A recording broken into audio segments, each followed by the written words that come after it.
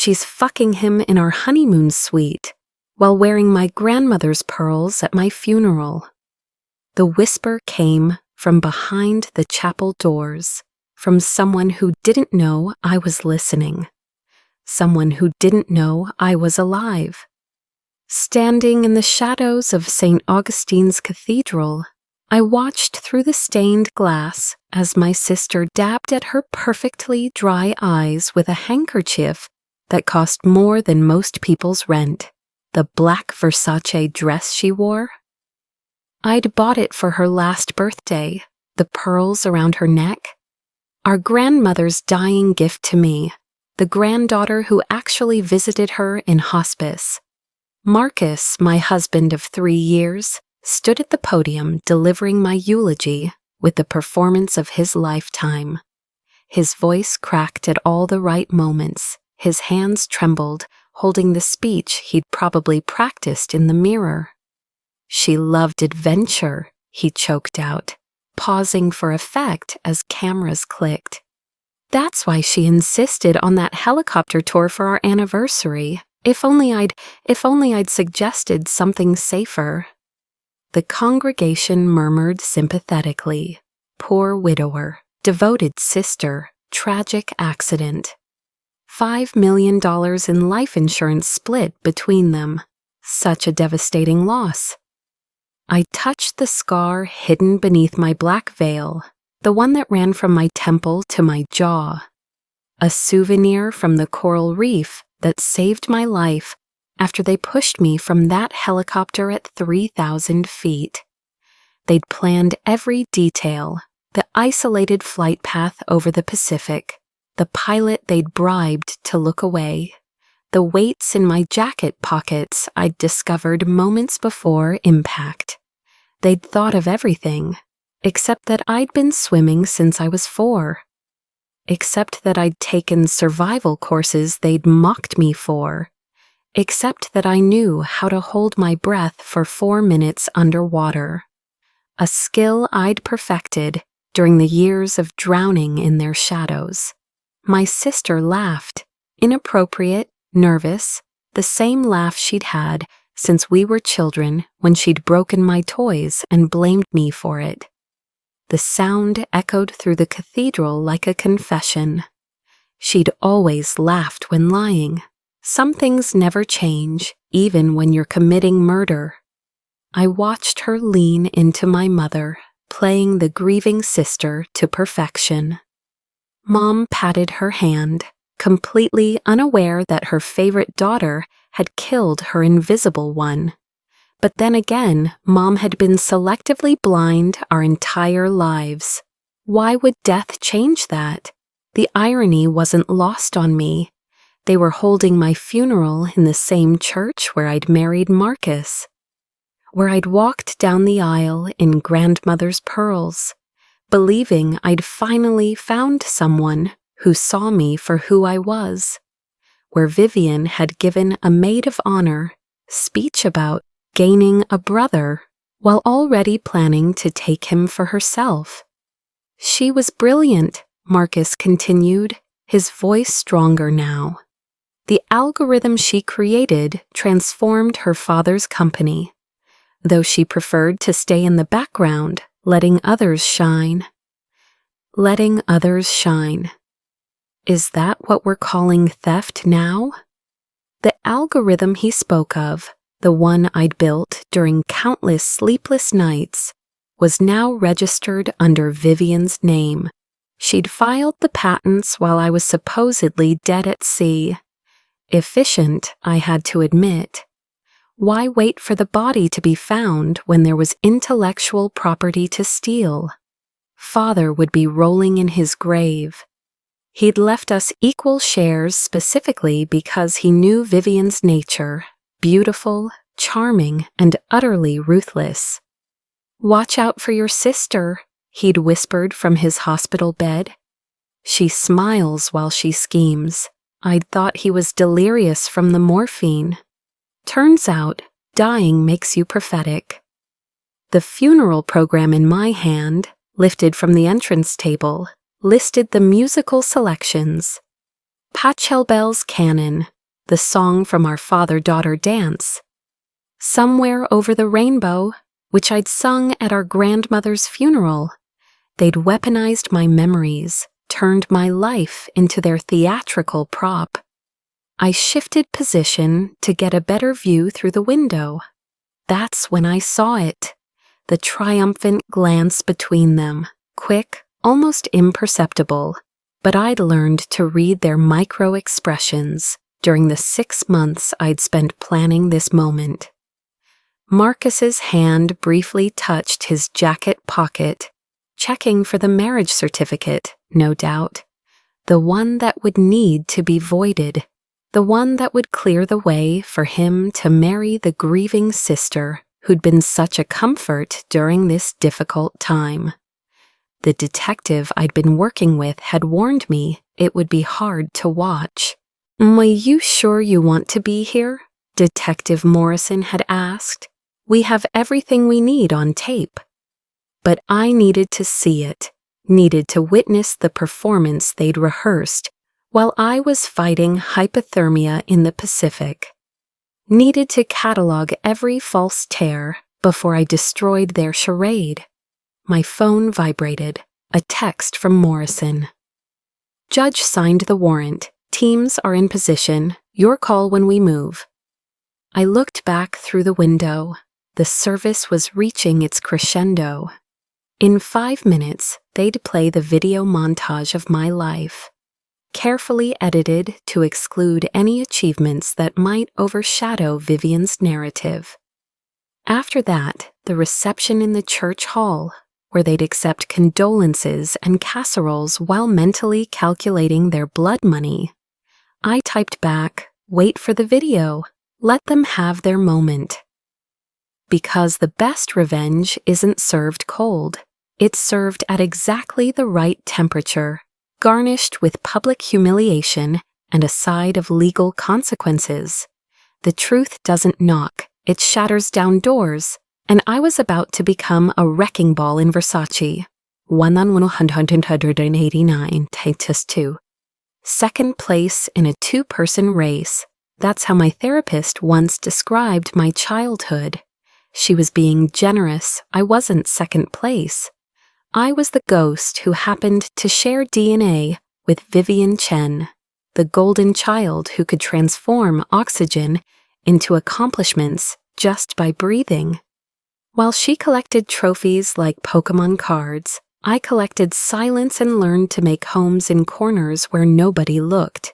The first memory I have of being invisible, my 7th birthday. Mom had promised a princess party. Pink everything, a tiara, the works. But that morning, Vivian won her first beauty pageant. My birthday became her celebration. My cake became her victory dessert. "You don't mind sharing, do you, sweetie?" Mom had asked, already cutting my butterfly cake. To make room for Vivian's trophy, I minded, but invisible girls don't get to mind. By high school, I'd perfected the art of disappearing in plain sight. Vivian was student body president, prom queen, dated the quarterback. A walking, talking teen movie cliché. I was the girl who ate lunch in the computer lab, building websites for money because Mom forgot to give me lunch money half the time.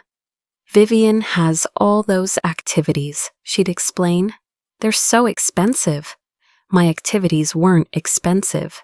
They were profitable. By 16, I was making more from freelance coding than Dad's junior employees. But nobody knew, because success is only real if it's performed on stage, and I'd been banished to the wings since birth. The family photos told the story better than any words could. The hallway of our childhood home was a shrine to Vivian's existence. Her graduations, her weddings, yes, plural. She collected husbands like handbags before Marcus. Her charity galas where she smiled. With pediatric cancer patients she'd never visit again. I appeared in exactly 3 photos. One, a family Christmas card where I'm partially hidden behind the tree. 2. Vivian's first wedding, where I'm blurred in the background carrying her train. 3. Dad's funeral, where even grief couldn't make me visible enough to stand in the front row. "Where's your sister?" people would ask at family events, looking right through me. "I am the sister," I'd answer. "Oh, I meant Vivian." They always meant Vivian. College was supposed to be different. 3,000 miles away at MIT, I could finally exist without being measured against her shadow. And I did. Dean's List, published papers, recruited by tech giants before graduation. I built things that mattered, algorithms that solved real problems, code that connected people across continents. But every achievement was met with the same response from home. "That's nice, dear. Did you hear Vivian got promoted?" The night I sold my first app for 6 figures, I called Mom, bursting with pride. "I have amazing news. Oh, honey, can it wait? Vivian's having a crisis. Her personal trainer quit." I hung up and stopped calling. They didn't notice. When Dad got sick, I flew home every weekend, sitting by his hospital bed, reading him technical journals because they soothed him. Vivian visited twice, both times with photographers, to document her devotion for her lifestyle blog. But in those final weeks, Dad saw me, really saw me. "You're the one who saved the company," he whispered one night, morphine making him honest. "That algorithm, I know it was you, not the consultant Vivian hired." I held his hand. "It doesn't matter." "It does. I'm leaving you equal shares." "She won't like it, but you've earned it." "You've earned more than I can give." He died holding my hand while Vivian was at a spa retreat in Cabo. She flew back for the funeral wearing designer grief and fresh Botox. The will reading was a massacre. "This is a mistake," Vivian kept insisting. "She doesn't even work for the company. I'm the public face. I'm the one investors know." The lawyers were unmoved. Dad had been specific, even recording a video explaining his decision. Vivian watched it with the cold fury of a predator recognizing another predator's territory. That's when Marcus appeared in my life, like an answered prayer I hadn't known I'd whispered. He was everything Vivian's previous conquests weren't. Intelligent, subtle, interested in depth over surface. We met at a tech conference where I was presenting on ethical AI. He stayed after, asking questions that showed he'd actually listened, actually understood. "Your mind is extraordinary," he said over coffee, that turned into dinner, that turned into breakfast. Nobody had ever called any part of me extraordinary. He pursued me with the patience of a man who knew what he wanted. Flowers with notes, referencing our conversations. Books he thought I'd love with passages already highlighted. Late-night texts about code and consciousness and the color of my eyes. "I don't understand what you see in her," Vivian said, 6 months into our relationship. We were at Mom's birthday dinner, and Marcus had just finished praising my latest project. "She's so quiet." "Still waters run deep," Marcus replied, kissing my temple. "Your sister is brilliant." Vivian's smile could have curdled milk. Brilliant, right.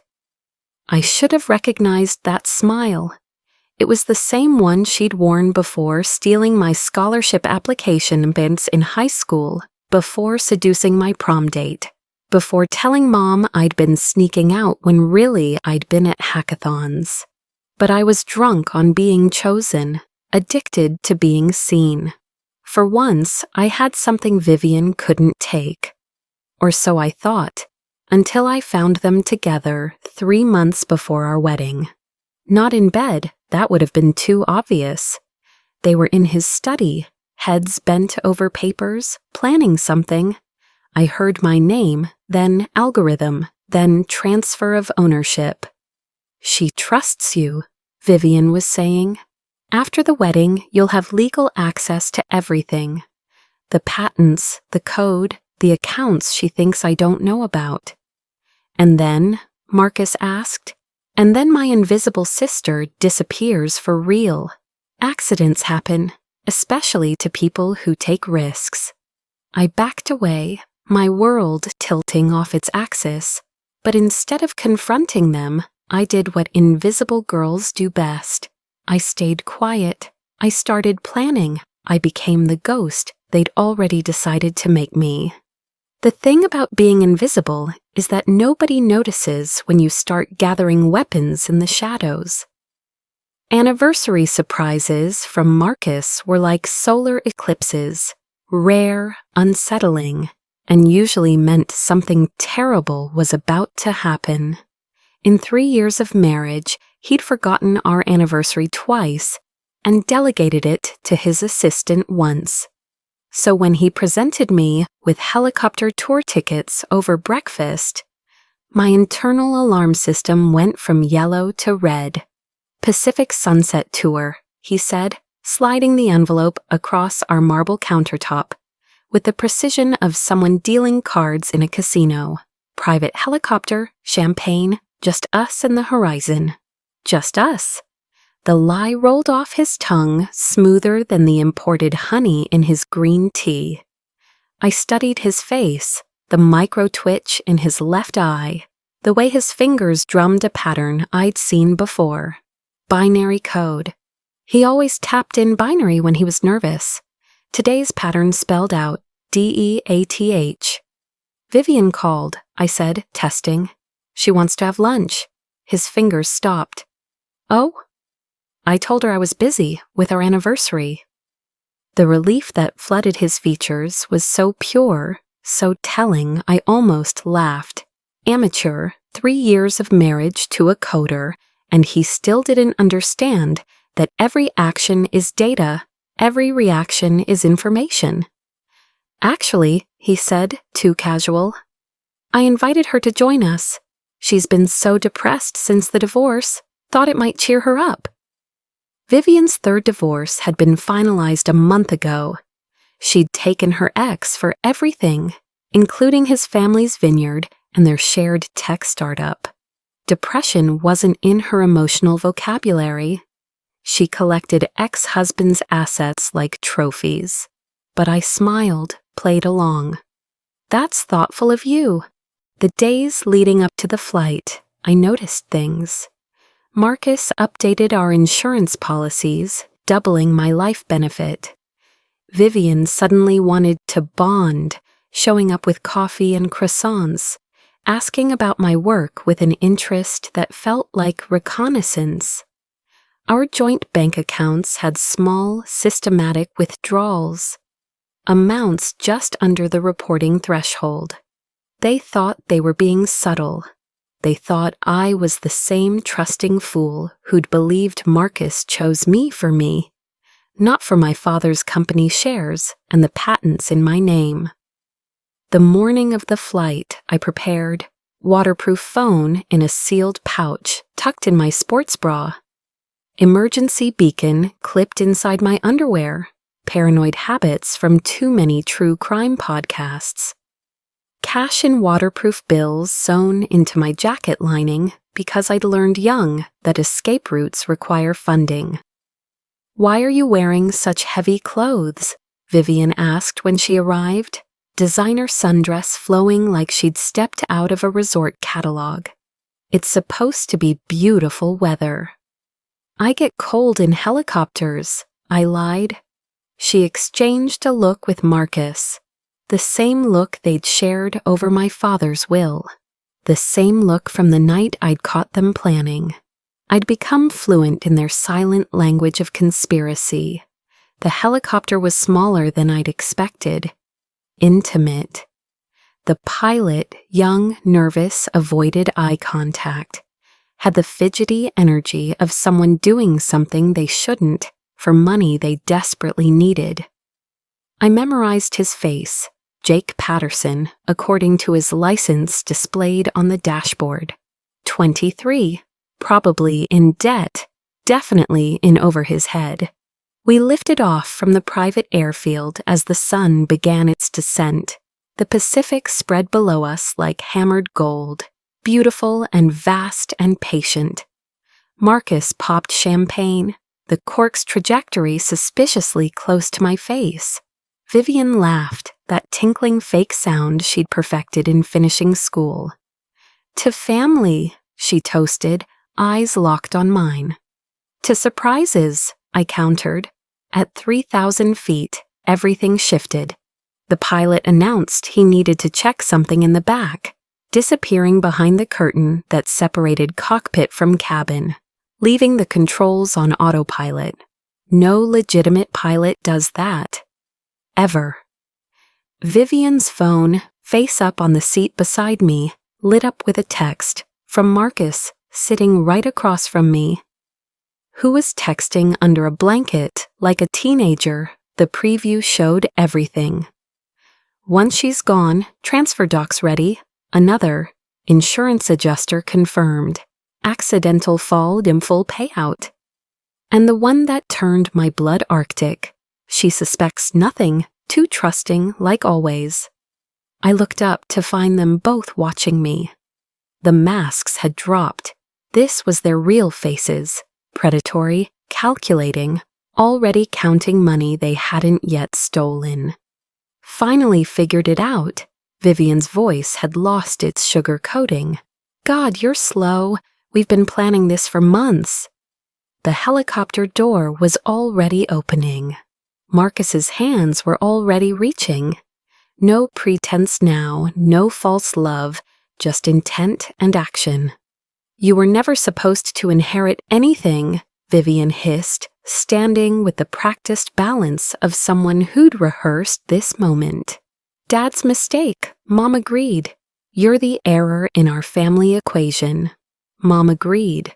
Somehow that cut deeper than the betrayal itself. The company should be mine, she continued. The algorithms, the patents, the reputation. I'm the one who knows how to use them. You just hide behind screens, wasting potential. Marcus grabbed my arms. Nothing personal, darling, but your sister makes a better partner, in business and in bed. They'd practiced this. I could tell by their coordination. Vivian grabbed my legs while Marcus lifted. The door yawned open, wind screaming, the Pacific waiting below like a hungry mouth. Your goodbye note is already written, Marcus shouted over the roar. Depressed, couldn't handle the pressure, so tragic. The push was professional, clean. They'd definitely rehearsed, but they'd made one crucial error.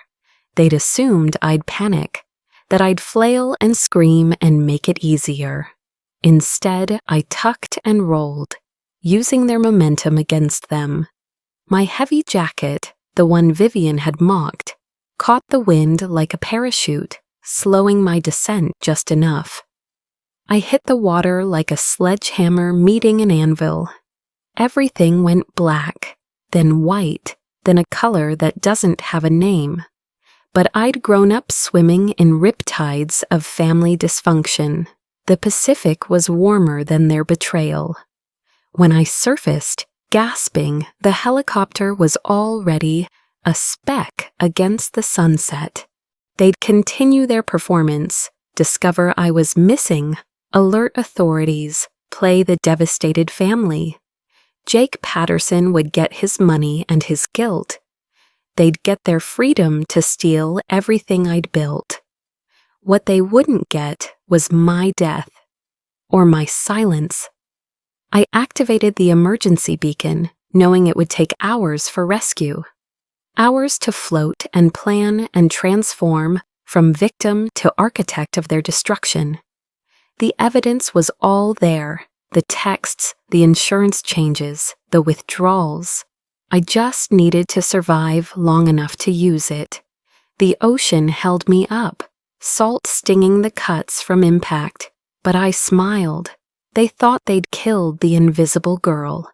Instead, they'd created something worse, a visible woman with nothing left to lose.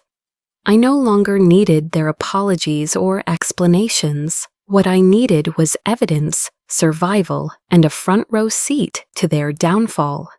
The fishing vessel that pulled me from the Pacific 12 hours later smelled like diesel and dried squid. But to me, it was Chanel No. 5. Jesus Christ, the captain muttered in Portuguese accented English, watching me cough up what felt like half the ocean. You fall from cruise ship? Something like that. I pulled out the waterproof pouch with $5,000 in cash. I need to not exist for a while. He looked at the money, then at my face, bruised, bleeding, but alive. What's your name? Jane, I said. Jane Doe. He pocketed the cash. Never seen you, Jane Doe. The next 6 months, I became a ghost story. I recovered in a small coastal town in Mexico, where nobody asked questions if your rent was paid in cash. My official death certificate was issued after 48 hours, presumed drowned, body unrecovered. Vivian played the grieving sister perfectly on the news. Designer tears rolling down her cheeks as Marcus held her up, the devoted brother-in-law turned pillar of strength. She was troubled, Vivian told reporters. The pressure of success. We tried to help, but sometimes love isn't enough. I watched from an internet cafe, taking notes. Every interview, every social media post, every public appearance. I documented it all. Data, my first love, became my weapon. The interesting thing about being dead, your digital ghost keeps working. Before the helicopter ride, I'd installed monitoring software on all our devices. Paranoid habits die hard. From my laptop in Mexico, I watched their lives unfold in real time. Their emails, texts, financial transactions. A reality show where they were the only ones who didn't know they were being filmed. Week 1, they filed insurance claims, efficient. Week 2, Vivian submitted patent transfers for my algorithms, citing inheritance rights, bold. Week 3, Marcus moved into my office at the company, already redecorating, premature. Week 4, they made their first mistake. The text came at 2 a.m. Jake wants more money, says he's having nightmares. Jake Patterson, the nervous pilot. My first breadcrumb. I'd always been good at finding people online. Digital signatures are harder to fake than death certificates.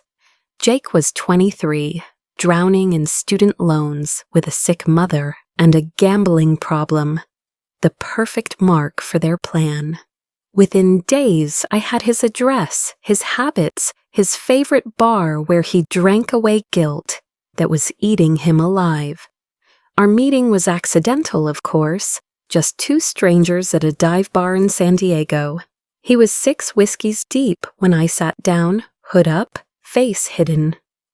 You look like you've seen ghosts, I said. He laughed, bitter. Lady, I've done worse than see them. 3 drinks later, he was confessing to a stranger he'd never see again. The $50,000 they'd paid him, the way they'd rehearsed the malfunction, how my sister had smiled when explaining I'd never feel a thing. She said her sister was depressed, suicidal, said they were doing her a favor. I recorded every word. But the way she fell, his hands shook. She looked surprised, not ready. And now they want me to disappear, say I was never there. Maybe you should document everything, I suggested, for insurance, in case they make you disappear too. The fear in his eyes was beautiful. By morning, he'd emailed me, Jane the bartender, who'd been so understanding, everything. Flight logs, payment records, text messages. Even a recording of Vivian explaining exactly how to make murder look like suicide. Meanwhile, Vivian and Marcus were getting sloppy with success. The loans they'd taken against my life insurance were massive: a mansion in Malibu, a yacht named New Beginnings, investments in Marcus's failing tech startup that my algorithms would supposedly save. They spent money they didn't have yet, banking on a payout that required one thing: my body staying missing. Month 5 brought another gift: an email between them, unencrypted. The marriage certificate problem. Judge Harrison says he can backdate our license, make it look like we married before her death. Cleaner for inheritance. Falsifying government documents. Beautiful. But the best discovery came from their cloud storage. They'd kept everything, every planning document, every rehearsal video. Yes, they'd filmed themselves practicing the push. Every financial projection, showing how they'd divide my life's work. Vivian had even made a PowerPoint. Project Fresh Start, timeline for asset acquisition. They'd turned my murder into a business plan. I turned their business plan into evidence. Detective Morrison from the LAPD's Financial Crimes Division was my first contact. Not homicide, financial crimes. Follow the money, not the body. I sent her everything from anonymous emails, building a case that started with fraud and led naturally to attempted murder. "Whoever you are," she wrote back, "you've got their entire playbook. This is enough for warrants." "Not yet," I replied. "Wait for the funeral." Because I'd learned something watching them celebrate my death. Vivian needed an audience for her victories. She'd scheduled a massive memorial service. Tech luminaries, press, anyone who'd make her look like the bereaved heir apparent to my legacy. The algorithm announcement would come after, positioning her as the brilliant sister carrying on my work. Marcus had already proposed. Of course, a quiet courthouse wedding, he'd suggested, to honor my memory. No. Vivian wanted spectacle. She wanted the world to see her win. The date was set, the venue booked, the media alerted. I booked a flight home, 6 months of planning, watching, waiting. I'd entered that helicopter as a woman who believed in family, in love, in the goodness of people who shared your blood. I emerged from the Pacific, stripped of those illusions, but armed with something better: evidence, patience, and the kind of anger that burns cold and precise. They thought they'd killed the girl who hid behind screens. They were right. That girl was dead. In her place stood someone who understood that the best revenge isn't about destroying your enemies. It's about letting them destroy themselves while you hold up the mirror. Success without an audience is still success. But revenge requires witnesses. St. Augustine's Cathedral had never seen a resurrection, but there's a first time for everything. I stood outside the massive oak doors, listening to Marcus build toward his grand finale. Inside, 300 of Silicon Valley's finest were dabbing eyes and checking phones, performing grief between networking opportunities. The live stream count on the church's website showed 45,000 viewers. Vivian had made sure my death would trend. Perfect. She was taken too soon. Marcus's voice echoed through the speakers placed outside for overflow guests who never materialized. But her legacy lives on through those who loved her most. That was my cue. The doors opened with a groan that could have been wooden or human. Hard to tell once people saw my face. I'd chosen my entrance carefully. The same black Givenchy suit I'd worn to my father's funeral. The one Vivian had said made me look like a corporate crow. Hair pulled back to show the scar along my jaw. No makeup to soften the bruises that had faded to yellow-green memories. "Sorry I'm late," I announced, voice carrying in the sudden silence. Traffic was murder. The first scream came from Aunt Patricia, who fainted into her 20-year younger boyfriend's arms.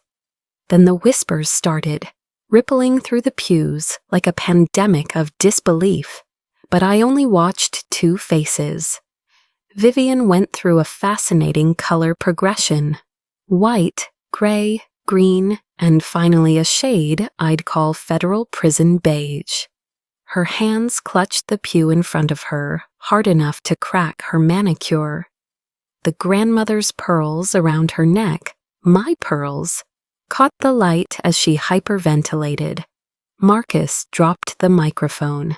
The feedback shriek that followed sounded like the universe's opinion of his eulogy. He stood frozen at the podium, mouth opening and closing like a fish, discovering air was poison. I walked down the aisle with measured steps, letting every phone camera catch my resurrection. The livestream chat was having a meltdown. I knew because I'd set up a tablet to monitor it, propped where I could see the comments exploding. "What the fuck? Is this real? Plot twist of the century. She's alive. Please," I said, gesturing to Marcus. "Don't let me interrupt. You were saying something about my legacy." He stumbled backward, knocking over the flower arrangement they'd chosen. White roses for innocence. The irony wasn't lost on anyone. You're dead," he whispered into the still hot microphone. "We saw you fall. We. Not I saw. We. Did you?" I asked, tilting my head. "Or did you see what you wanted to see?" That's when Detective Morrison made her entrance, timed to perfection. She'd been waiting in the vestry with her team, watching the same livestream as everyone else. The doors behind me opened again, admitting a parade of uniformed officers who spread through the church like ink in water. "Vivian Chen," Morrison's voice was steady, professional, pitched to Carrie. "Marcus Delacroix, you're under arrest for attempted murder, insurance fraud, identity theft, falsification of government documents." The list went on. I'd made sure it would. Vivian found her voice then, shrill and cracking. "This is insane. She's lying. She faked her death for attention, just like she fakes everything else." "Ma'am," Morrison continued, unmoved, "we have your confession on video. Multiple videos, actually. You really shouldn't rehearse murder and film it for posterity." The screens around the church, meant to display hymn lyrics, flickered to life. There was Vivian in our living room, demonstrating the push motion on Marcus. "It has to be smooth," her recorded voice instructed. "Like you're opening a door, not committing murder." The congregation gasped in surround sound. Marcus tried to run, actually ran in his Tom Ford suit and Italian leather shoes, making it 3 pews before Officer Kim clotheslined him with remarkable efficiency. He went down hard, knocking over the memorial display of my photos. The carefully curated selection that showed me always in Vivian's shadow. "Jake Patterson sends his regards," I called out, as they cuffed him. "He's been very helpful. Guilt does that to people with consciences." Vivian lunged at me then, screaming about her money, her life, her everything. 2 officers intercepted her before she could reach me, but not before her mask fully shattered. The congregation saw her real face, twisted, entitled, rabid with rage that her perfect plan had failed. "You were supposed to die," she shrieked as they dragged her past. "You were supposed to stay invisible." "I did die," I said quietly, but the microphone caught it, broadcast it to thousands. "The girl who needed your approval, who craved your love, who believed family meant something. You killed her. Thanks for that. My mother sat in the front row, frozen. She hadn't moved since I'd walked in, hadn't screamed or fainted or even blinked. Now she looked between me and Vivian being handcuffed, calculation in her eyes. "Darling," she finally said, voice carrying that special tone of maternal manipulation. "There must be some misunderstanding. Vivian would never—" "Mom!" I cut her off. "She texted you the plan. I have the receipts." The live stream caught her face crumbling, caught her realizing I knew about— I agree she's better off gone, and make it look natural.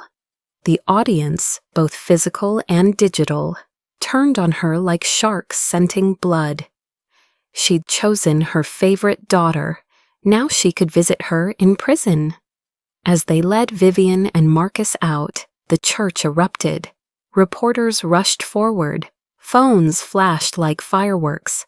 The live stream hit 100,000 viewers, all witnessing the funeral become an arrest, the memorial become evidence.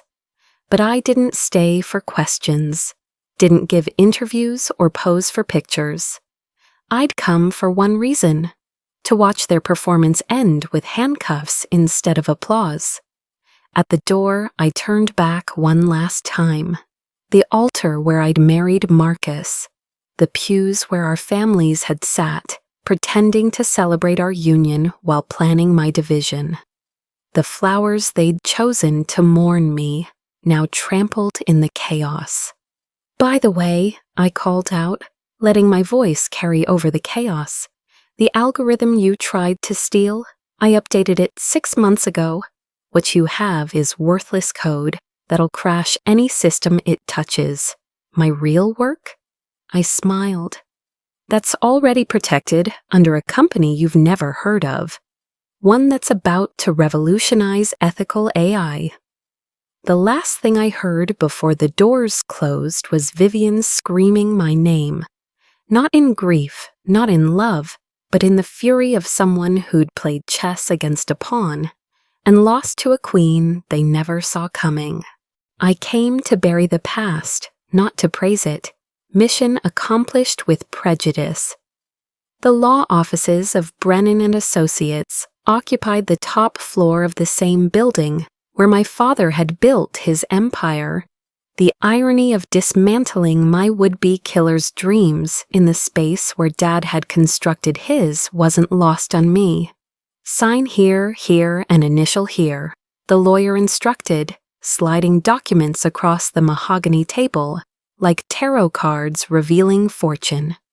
Each signature was a small death, not mine, but theirs. The assets they'd acquired with borrowed blood money would be seized. The Malibu mansion with its infinity pool where they'd planned to host their wedding reception. The yacht New Beginnings, renamed Evidence Item Knocker 47 by the LAPD. The Tesla, the jewelry, the art collection. Vivian had already started with my insurance payout that never came. "What would you like to do with the recovered assets?" Ms. Brennan asked, her voice professionally neutral, despite having watched my resurrection video 12 times according to her assistant. "Donate them," I said without hesitation. "Everything to the Pacific Ocean Rescue Foundation." She paused, pen hovering. "That's approximately $4 million in seized assets.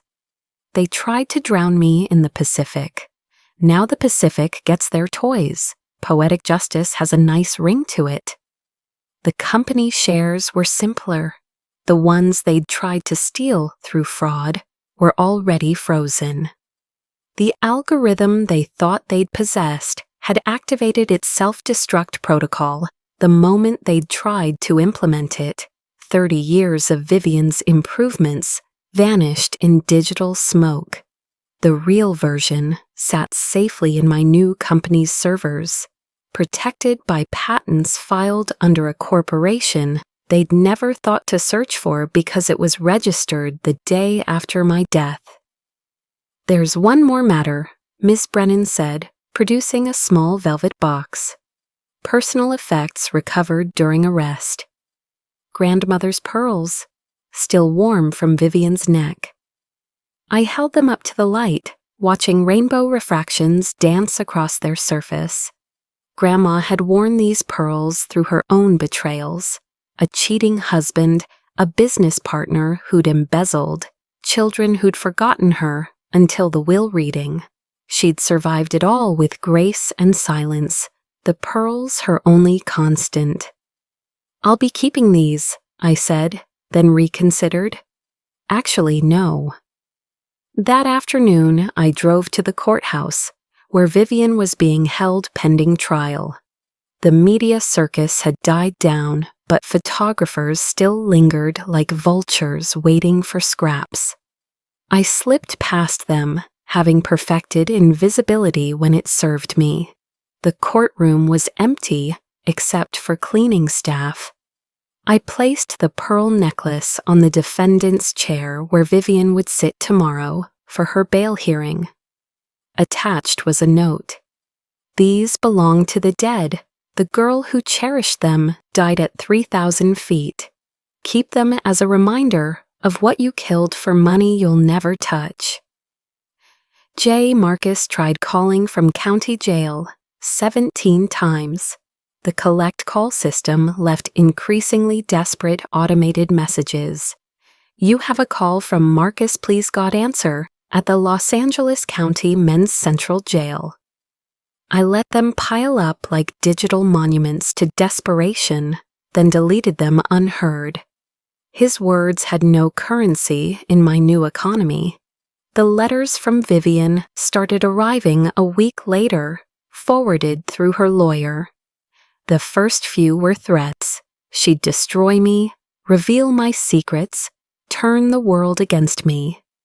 I returned them unopened, marked simply, "deceased." Then came the apologies, the bargaining, the "we're family" appeals. Those I burned in the fireplace of my temporary apartment, watching her words become smoke. Family was a concept she'd murdered, along with attempting to murder me. No resurrection for that relationship. My mother showed up once, unannounced. I watched through the doorbell camera as she stood on my porch, designer funeral dress replaced with designer humility. She knocked, rang, called my name with the particular tone she'd used when I was young and had hidden from her disappointment. "I know you're in there," she said to the door. "I'm your mother. You can't just cut me out." I could. I did. I watched her leave after an hour, shoulders slumped with the weight of consequences she'd never expected to carry. The tech world buzzed with my story.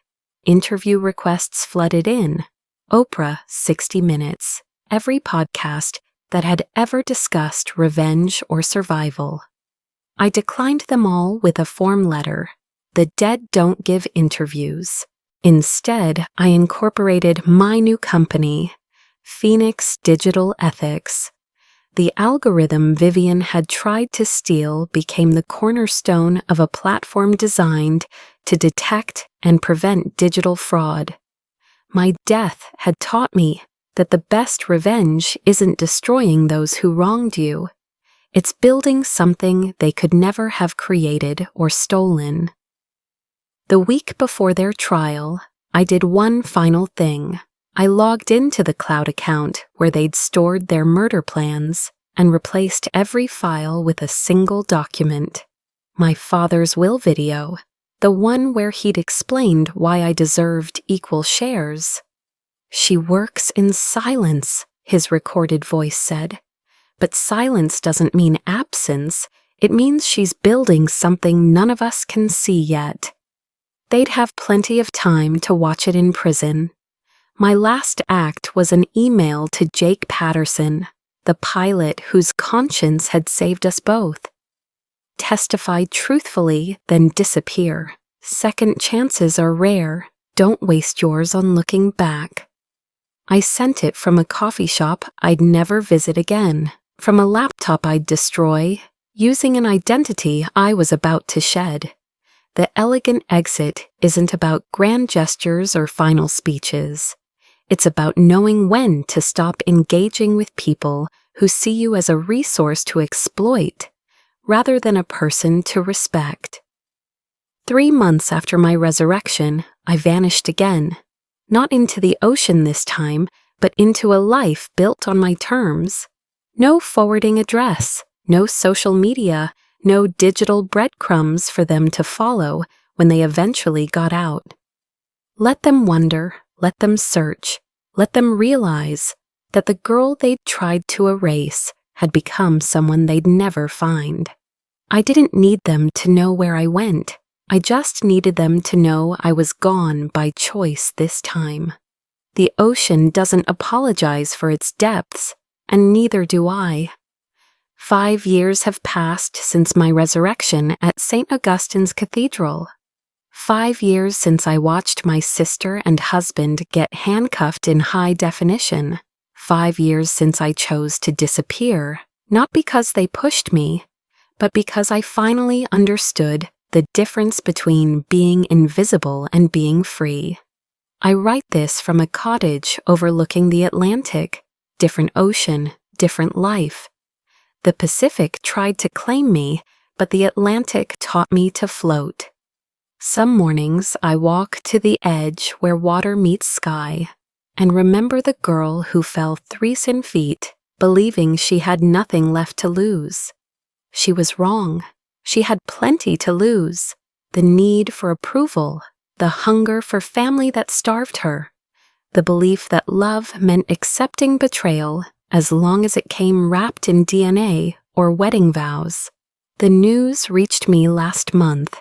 Vivian was up for parole. Model prisoner, apparently.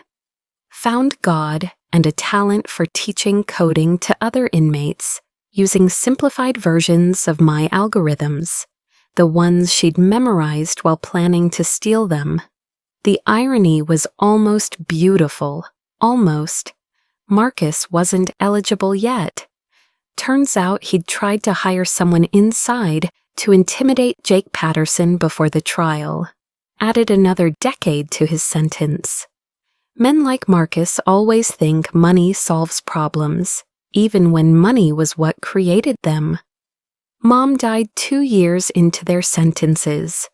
Heart attack at a charity gala, performing compassion until the end. I found out through Google alerts, not family calls. She left everything to Vivian in a will written after my resurrection, noting I was already provided for. Even in death, she chose her favorite. Some patterns are etched in bone. I didn't attend the funeral. The dead don't mourn the dead. But here's what revenge doesn't tell you in its marketing materials. Winning feels like nothing. The moment they were arrested, the moment justice was served, the moment I'd won, it was hollow as bird bones. Because revenge, even refined, even justified, is still drinking poison and expecting someone else to die. The real victory came later, in smaller moments. The first algorithm I created without looking over my shoulder. The first birthday I celebrated without measuring it against Vivian's achievements. The first time someone asked about my family and I said, I don't have one. Without feeling like I'd lost something, I built Phoenix Digital Ethics into something magnificent, not out of spite, but out of purpose. We've prevented millions in fraud, saved countless small businesses from digital predators, created systems that protect the invisible people, the ones who, like I used to be, exist in shadows where predators hunt. My employees don't know my real name. The patents are filed under nested LLCs. I appear at board meetings as a digital avatar, voice modulated, face obscured. Not because I'm hiding, because I've learned that power doesn't need a face. It needs impact. Sometimes, late at night, when the ocean is loud, I think about forgiveness, not for them, Forgiveness isn't owed to attempted murderers, but for myself, for the girl who stayed too long, trusted too much, believed that family meant something more than shared DNA and mutual destruction. I forgive her for not seeing the signs sooner, for believing Marcus when he said she was extraordinary, for hoping Vivian would ever see her as more than an obstacle to overcome. That girl did her best with the tools she had. She survived long enough to become me. The scar on my jaw has faded to silver, visible only in certain lights at certain angles, like grief, like growth. Like the understanding that sometimes the most elegant revenge is building a life so complete that the people who tried to destroy you become footnotes in a story you no longer tell. Last week, a letter found me despite my precautions. Not from Vivian or Marcus or their lawyers, from Jake Patterson. He's a flight instructor now in Montana, teaching people to soar instead of helping them fall. His letter was short. I think about that night every day. Thank you for letting me tell the truth. Thank you for the second chance. I hope you've found peace. I burned it like all the others, but with different feelings. His redemption wasn't my responsibility, but I'm glad he found it. We all fell from that helicopter, him into guilt, them into greed, me into the ocean. Only 2 of us learned to swim. Tomorrow, Phoenix Digital Ethics goes public. The girl they tried to drown will ring the opening bell on Wall Street, though they'll never know it. My avatar will smile, the stock will soar, and somewhere in a California prison, Vivian will perhaps see the news and understand that the sister she called invisible built something she could never steal, create, or comprehend. But probably not. Narcissists rarely learn. They just find new mirrors. I don't think about them often anymore. Revenge, even refined, is exhausting. Living well isn't the best revenge. Living free is. Free from their judgments, their manipulations, their gravitational pull that kept me orbiting their chaos instead of creating my own cosmos. The ocean calls to me still, but differently now. Not with the violence of that night, but with the promise of depths unexplored, horizons unlimited. I am no longer the girl who fell. I am no longer the ghost who survived. I am simply, finally, beautifully myself. And that is refinement revenge could never reach. Dignity isn't what they couldn't take from you. It's what you build from the ashes of what they destroyed. The sound of ocean waves fades as soft piano music begins. You know what's fascinating about revenge? We all dream about it. That perfect moment when those who wronged us finally see what they've lost. When karma comes calling with receipts. But here's what nobody tells you. The best revenge stories aren't about destruction. They're about transformation. If this story resonated with you, if you've ever felt invisible, betrayed, underestimated, then you understand that real power comes not from hurting those who hurt us, but from becoming someone they could never have imagined.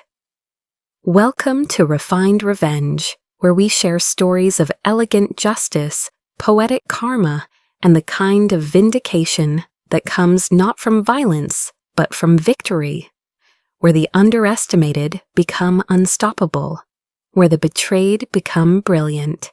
Every week, we bring you real stories of people who turned their deepest wounds into their greatest strengths. No violence, no cruelty, just the exquisite satisfaction of watching someone rise from ashes others lit. Subscribe now and join our community of phoenixes. Hit the notification bell to catch every story of transformation. Because sometimes the most refined revenge is simply surviving and thriving despite their best efforts to break you. Share this story if you know someone who needs to hear it, someone who's been pushed down but refuses to stay there, someone who's learning that the best response to betrayal isn't retaliation. It's revelation of who you really are. Comment below. What's your story of refined revenge? How did you transform pain into power? We read every comment, and the best stories might be featured in future episodes. Remember, they tried to bury you. They didn't know you were a seed. Refined revenge, where dignity meets destiny, and the best revenge is a life well lived. Subscribe, transform, transcend.